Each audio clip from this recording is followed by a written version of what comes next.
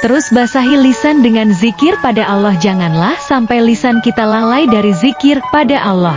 Basahnya lisan dengan zikir yang membuat hati ini hidup, zikir yang membuat kita semangat mengarungi kehidupan, zikir kepada Allah yang membuat kita terangkat dari kesulitan. Lisan ini diperintahkan untuk berzikir setiap saat. Dari Abdullah bin Busr, ia berkata, ada dua orang Arab, Badui, mendatangi Rasulullah Shallallahu Alaihi Wasallam. Lantas salah satu dari mereka bertanya, wahai Rasulullah, manusia bagaimanakah yang baik, yang panjang umurnya dan baik amalannya? Jawab beliau. Salah satunya lagi bertanya, wahai Rasulullah, sesungguhnya syariat Islam amat banyak. Perintahkanlah padaku suatu amalan yang bisa ku bergantung padanya. Hendaklah lisanmu selalu basah untuk berzikir pada Allah. Sanad syahih, kata Syekh Syuaib Al-Arnaud. Hadits ini menunjukkan bahwa zikir itu dilakukan setiap saat, bukan hanya di masjid. Sampai di sekitar orang-orang yang lalai dari zikir, kita pun diperintahkan untuk tetap berzikir. Abu Ubaidah bin Abdullah bin Mas'ud berkata, ketika hati seseorang terus berzikir pada Allah, maka ia seperti berada dalam syalat.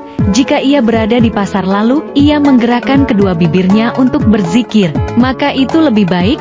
Sumber Jami'ul Wal Hikam 2.524. Dinyatakan lebih baik karena orang yang berzikir di pasar berarti berzikir dikala orang-orang pada lalai. Para pedagang dan konsumen tentu lebih sibuk dengan tawar-menawar mereka dan jarang yang ambil peduli untuk sedikit mengingat Allah. Barang sejenak, lihatlah contoh ulama salaf.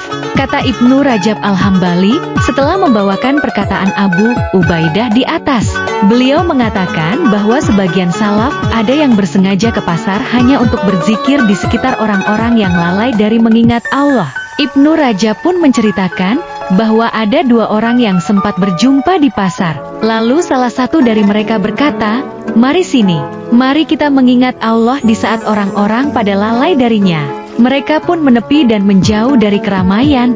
Lantas mereka pun mengingat Allah. Lalu mereka berpisah dan salah satu dari mereka meninggal dunia. Dalam mimpi, salah satunya bertemu lagi temannya. Di mimpi tersebut, temannya berkata, aku merasakan bahwa Allah mengampuni dosa kita di sore itu dikarenakan kita berjumpa di pasar dan lantas mengingat Allah. Sumber Jami'ul Wal Hikam 2.524. Salah seorang dari 7 orang yang dinaungi Allah Azza wa Jalla dalam naungannya pada hari yang tidak ada naungan selain naungannya. Di antaranya ialah orang yang berzikir kepada Allah di saat sendirian kemudian berlinanglah air matanya. Semoga bermanfaat. Hanya Allah yang memberi taufik dan hidayahnya. Wassalam.